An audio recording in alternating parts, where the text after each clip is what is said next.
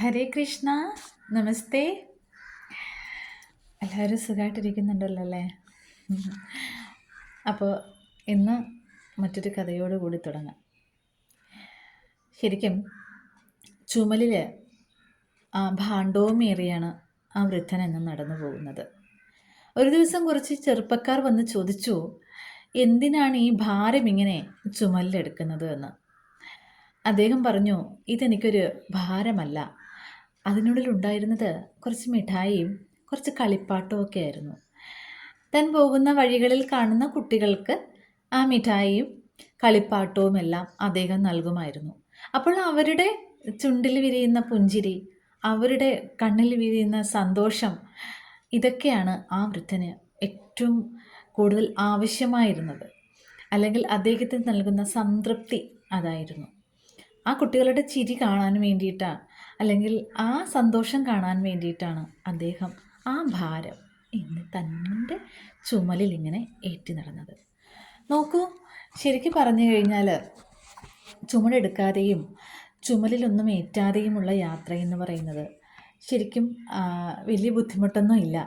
അത് ആകർഷകം തന്നെയാണ്. നല്ല ആയിട്ട് ഇങ്ങനെ പ്രത്യേകിച്ച് ഉത്തരവാദിത്വമൊന്നും ഇല്ലാതെ പോകുന്നത് വളരെ സുഖമുള്ളൊരു കാര്യമാണ്.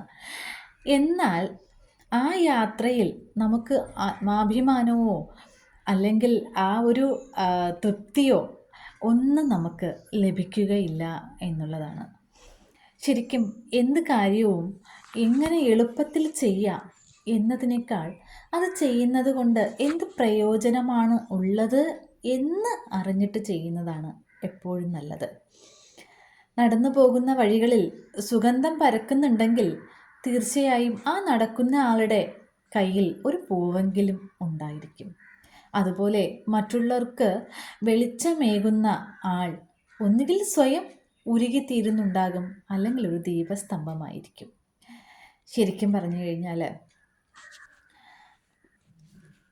ഒന്നും ഏറ്റെടുക്കാതെയും ഒന്നിലും ഇടപെടാതെയും ആർക്കു വേണ്ടിയും നിലകൊള്ളാതെയുമുള്ള ജീവിതം ആർക്കാണ് ഉപകരിക്കുക? അല്ലേ?